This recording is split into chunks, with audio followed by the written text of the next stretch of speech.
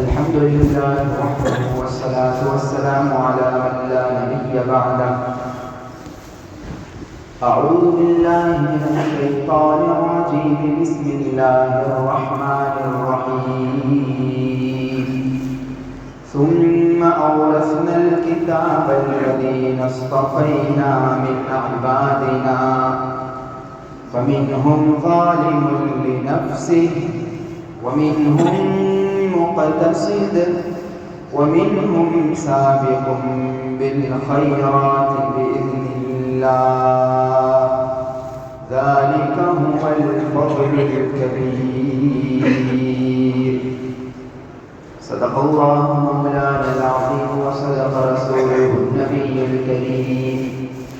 ونحن على ذلك لمن الشاهدين والشاكرين والحمد لله رب العالمين.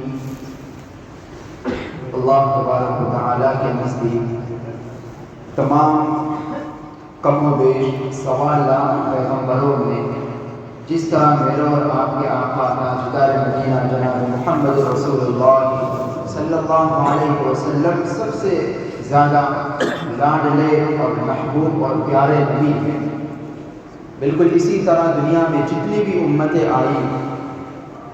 ہزاروں امتیں آئی ہیں، ہر پیغمبر کے ساتھ کچھ نہ کچھ لوگ ان کو ماننے والے رہے ہیں. اور آج کی دنیا میں، آج کی تاریخ میں بھی دنیا میں جانے کتنی قومیں اور کتنی امتیں بسی ہوئی ہیں، ان تمام امتوں میں، ان تمام قوموں میں یہ بات یقینی ہے، پکی ہے، فائنل ہے، طے شدہ ہے، اس میں کوئی شک اور شبہ کی گنجائش نہیں ہے کہ ان تمام قوموں اور تمام امتوں میں سب سے زیادہ لاڈلی اور سب سے زیادہ محبوب اور پیاری امت محمدیہ علی صاحب الصلاۃ والسلام. اس میں کوئی شک اور شبہ کی گنجائش نہیں ہے. اس کے افضل اور بہتر ہونے اور اس کے پیارے ہونے اور اس کے تمام امتوں میں سب سے لاڈلی ہونے کی گواہیاں قرآن حدیث میں موجود ہیں. قرآن نے اس امت کو کنتم خیر امہ کہا کہ یہ امت تمام امتوں میں سب سے بہتر امت ہے، سب سے اچھی امت یہ ہے. دنیا والوں کی نگاہوں میں چاہے اس امت کا اور اس امت کے لوگوں کا کوئی وقار ہو نہ ہو، ان کی نگاہوں میں چاہیے قوم اور بحیثیت مجموعی جس کو لوگ گھٹیا اور معمولی سمجھ رہے ہو، ان کی نگاہوں میں اس کا کوئی رعب اور کوئی دبدبہ نہ ہو. لیکن حقیقت یہ ہے کہ بحیثیت مجموعی آج بھی اور قیامت تک سب سے محبوب اور سب سے پیاری امت دنیا کے بنانے والے کی نگاہ میں تو یہی امت ہے.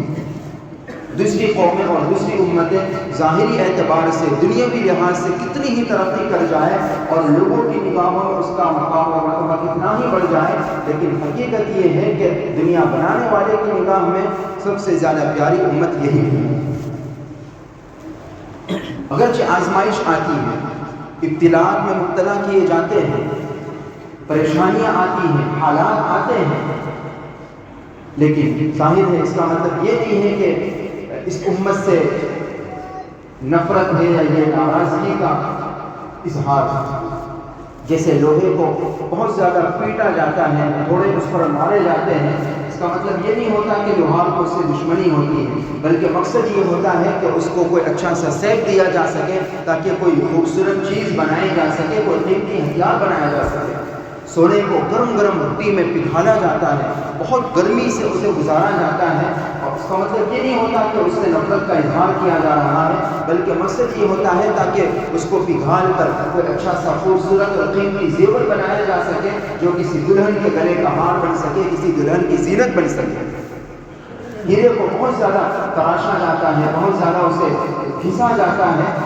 تاکہ وہ معمولی سے پتھر سے قیمتی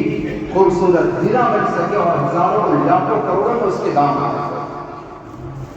اس امت کو جو آزمایا جاتا ہے، آزمائش میں مبتلا کیا جاتا ہے، دنیا بھر کے حالات، دنیا کے چپوں میں، کونوں میں جو اس طرح کے حالات کے مزاج اور واقعات ہم سنتے ہیں، تو یہ اس لیے ہوتا ہے تاکہ اس امت کے گناہوں کو معاف کیا جائے یا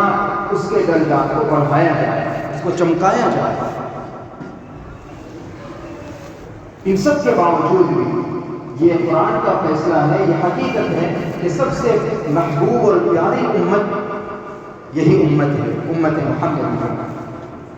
سورہ فاطر میں 23ویں پارے میں 22ویں پارے میں اللہ تعالیٰ کا ارشاد فرمایا ثم اورثنا الکتاب،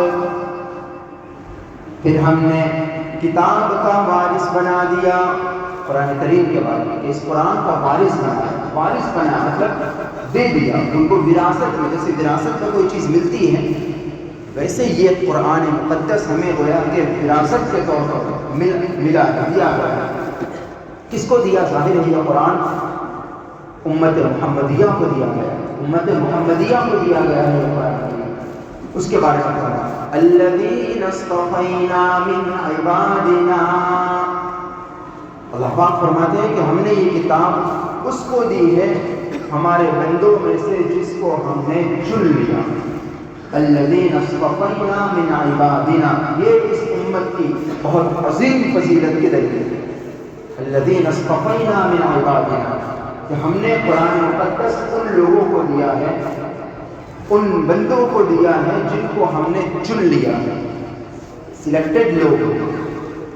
ہم بائی چانس مسلمان نہیں ہیں بلکہ بائی چوائس مسلمان ہیں۔ دنیا کا ہر مسلمان بائی چوائس مسلمان ہے، اور یہ چوائس کسی دنیا والے کی نہیں بلکہ اللہ کی چوائس ہے، اللہ نے چنا ہے۔ اور اللہ دنیا کا عام انسان بھی اپنے لیے معمولی سی اور گھٹیا چیز پسند نہیں کرتا، سلیکٹ نہیں کرتا۔ ظاہر اللہ تبارک و تعالیٰ نے جن لوگوں کو پسند کیا ہو، چن لیا ہو، وہ معمولی اور گھٹیا اور بچھڑے ہوئے کیسے ہو سکتے؟ اللہ نے ہمیں چنا، اور یہ اللہ کا چنا ہوا ہونا، اللہ کا سلیکٹ کیا ہوا ہونا بہت بڑے کمال ہے، بہت بڑے فضیلت کی بات ہے۔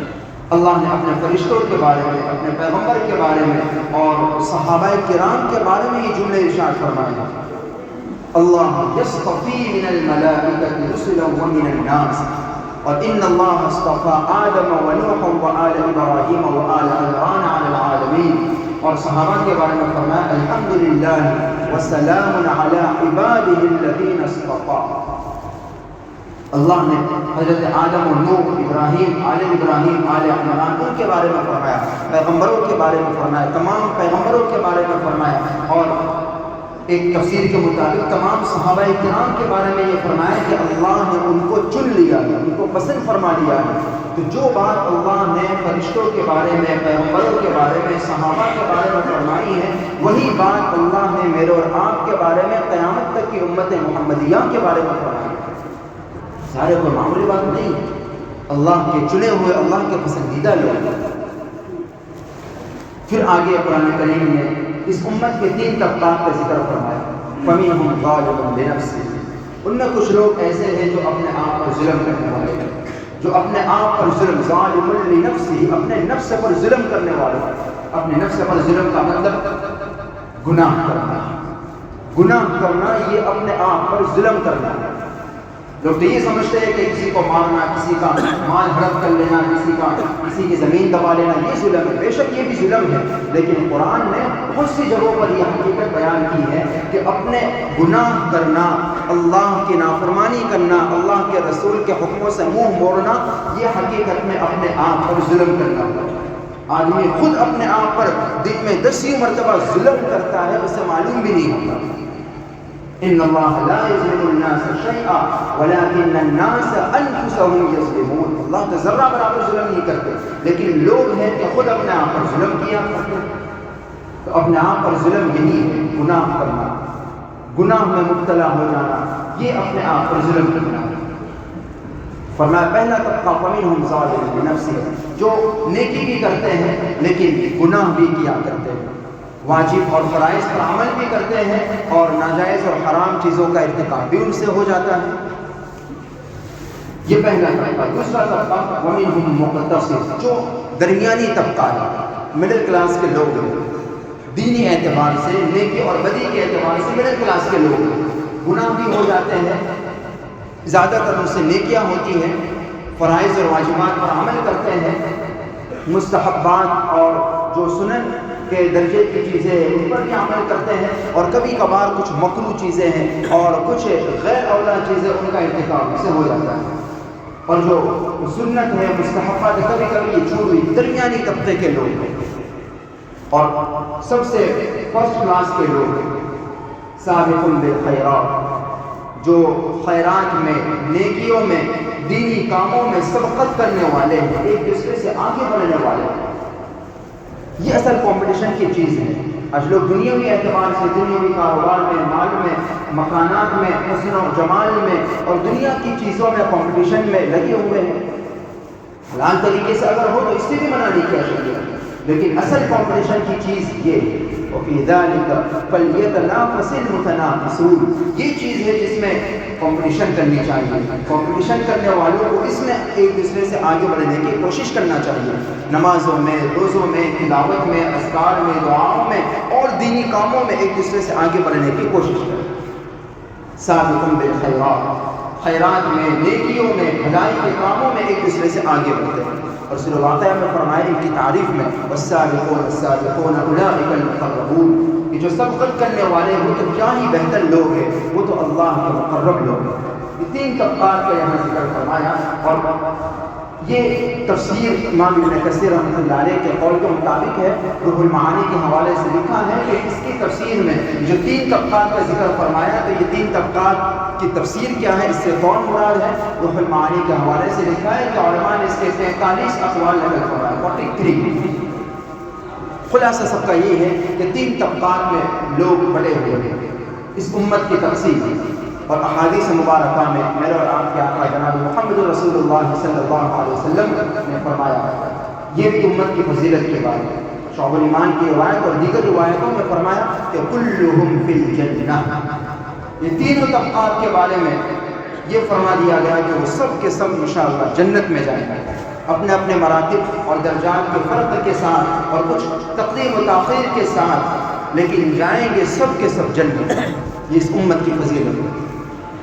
اور آقا نے یہی بات ارشاد فرمائی جب آیت کریمہ نازل ہوئی تھی، اللہ تبارک و تعالیٰ نے وعدہ فرمایا تھا وَلَسَوْفَ يُعْطِيكَ رَبُّكَ فَتَرْضَىٰ، کہ ہم آپ کو اتنا نوازیں گے کہ آپ راضی ہو جائیں گے۔ حضرت علی رضی اللہ عنہ فرماتے ہیں کہ اہل بیت کے نزدیک سب سے زیادہ امید دلانے والی اور سب سے زیادہ خوش کر دینے والی یہی آیت ہے، جس میں آقا سے وعدہ کیا گیا وَلَسَوْفَ يُعْطِيكَ رَبُّكَ فَتَرْضَىٰ، کہ آپ کا رب آپ کو اتنا نوازے گا، اتنا دے گا کہ آپ راضی ہو جائیں گے۔ اس وقت آقا نے یہ اپنی امت کو یاد فرمایا، اور اپنی امت کو یاد فرما کر یہ جملے زبان مبارک سے ارشاد فرما دیے تھے اِذًا لَا أَرْضَىٰ وَوَاحِدٌ مِّنْ أُمَّتِي فِي النَّارِ، تب تو میں اس وقت تک راضی نہیں ہوں گا جب تک کہ میرا ایک بھی امتی جہنم میں باقی ہو۔ خلاصہ یہ ہے کہ یہ امت آج بھی اپنی تمام تر کمی کوتاہیوں کے اور تمام تر پریشانیاں اور آزمائشوں میں مبتلا کیے جانے کے اللہ کے نزدیک سب سے پیاری امت ہے، اور اس امت کا ٹھکانہ انشاءاللہ آخر میں جنت میں ہے۔ آزمایا انہی کو جاتا ہے۔ دنیا میں جو دوسری قومیں ہیں جو ایمان والی نہیں ہیں، وہ اگرچہ قرآن نے تو یہاں تک کہا کہ وَلَوْلَا أَن يَكُونَ النَّاسُ أُمَّةً وَاحِدَةً لَجَعَلْنَا لِمَن يَكْفُرُ بِالرَّحْمَٰنِ لِبُيُوتِهِمْ سُقُفًا مِّن فِضَّةٍ وَمَعَارِجَ عَلَيْهَا يَظْهَرُونَ، اگر اس امت کے بہک جانے کا اندیشہ نہ ہوتا تو کفار و مشرکین کے گھروں کو اللہ تعالیٰ ان کی چھتوں کو، ان کی سیڑھیوں کو سونے چاندی کے بنا دیتے۔ دنیا میں ان کے مزے ہیں، لیکن اس امت کو دنیا میں آزمایا جائے گا کہ تم نام اللہ کا لیتے ہو، نام محمد رسول اللہ کا لیتے ہو، تمہارا دعویٰ یہ ہے کہ ہم مسلمان ہیں، اللہ کے ماننے والے ہیں، اس کے بعد اور تم روزانہ دن میں 20 مرتبہ اهدنا الصراط المستقیم اور ایاک نعبد و ایاک نستعین کے وعدے کرتے ہو، پھر بھی دن میں 10 اور 20 مرتبہ اس وعدے کے خلاف کرتے ہو، اس لیے تمہیں آزمایا جائے گا۔ آزمائش آئے گی، لیکن حقیقی زندگی میں اور دائمی اور ہمیشہ کی کبھی نہ ختم ہونے والی زندگی میں کامیابی اسی امت کا مقدر ہے۔ تو بہرحال خلاصہ یہ ہے کہ یہ امت مجموعی اعتبار سے بہت فضیلت والی امت ہے، بہت پیاری اور لاڈلی امت ہے، لیکن اس کا مطلب یہ بھی نہیں ہے کہ ہم بس اس فضیلت کے سہارے اپنے آپ کو بے عمل چھوڑ دے اور اس فضیلت کے سہارے پھر بالکل آزاد ہو جائے کہ جو چاہے کرے۔ اس کا مطلب یہ ہے جیسے صدیق اکبر رضی اللہ تعالی عنہ کو حضرت عمر، حضرت عثمان و علی اور طلحہ و زبیر، عبد الرحمن و عبیدہ بن جراح اور دیگر صحابہ کرام کو اللہ کے نبی صلی اللہ علیہ وسلم نے دنیا میں جنت کی بشارت سنا دی تھی۔ مجھے آپ کو یہ بشارت براہ راست کھلے الفاظ میں تو نہیں دی گئی، اگرچہ اشاروں میں یہی بات ملتی ہے کہ یہ امت انشاءاللہ جنت میں جائے گی، دیر سے ضرور جنت میں جائے گی۔ بس ایک کام یہ کرنا ہے کہ اپنے ایمان کو بچا کر رکھنا ہے، اپنے ایمان کی سلامتی ضروری ہے، تو انشاءاللہ تعالیٰ پھر آخرت جنت مقدر ہے۔ اور پھر جیسے ان لوگوں کو، ان صحابہ کرام کو دنیا میں جنت کی بشارت سنا دی گئی تھی، اس کے باوجود بھی انہوں نے کبھی کوئی عمل نہیں چھوڑا، کبھی کسی عمل میں ذرہ برابر کمی کوتاہی آنے نہیں دی، بلکہ جنت کی بشارت سننے کے باوجود بھی ان کے اعمال اور زیادہ بڑھ جائے کرتے تھے۔ ہمیں بھی یہ دو کام بس کرنے ہیں کہ اپنے ایمان کی فکر کرنی ہے اور اپنے اعمال کی اصلاح کرتے رہنا ہے۔ ایک وفادار غلام اور وفادار نوکر کا شیوا یہی ہوا کرتا ہے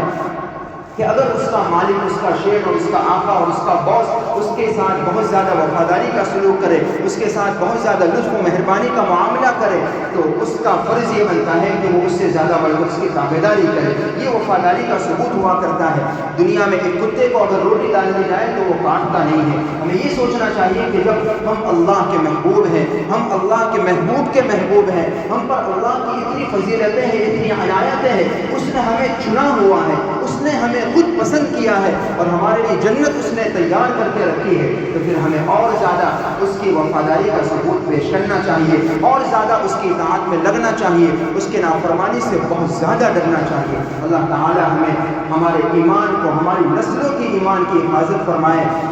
اس کے اور اس کے محبوب کے احکامات پر چلنے کی توفیق عطا فرمائے۔ انسان ہے، کبھی غلطی ہو جائے، گناہ ہو جائے، احکامات سے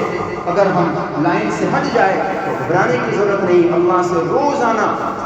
سچے دل سے توبہ کرے، استغفار کرے، معافی مانگے، اپنے گناہوں کے خوب معافی مانگا کرے اور آئندہ کے لیے نیک اعمال کی اللہ سے توفیق مانگتے رہا کرے۔ اللہ تعالیٰ مجھے آپ کو پوری امت کو صحیح معنی میں امتی بنا دے اور امتی کے ہونے کے جو فضائل آقا نے ارشاد فرمائے ہیں صحیح معنی میں اللہ تعالیٰ ہم سب کو اس کا حقدار بنا دے۔ آمین۔ وآخر دعوانا الحمدللہ۔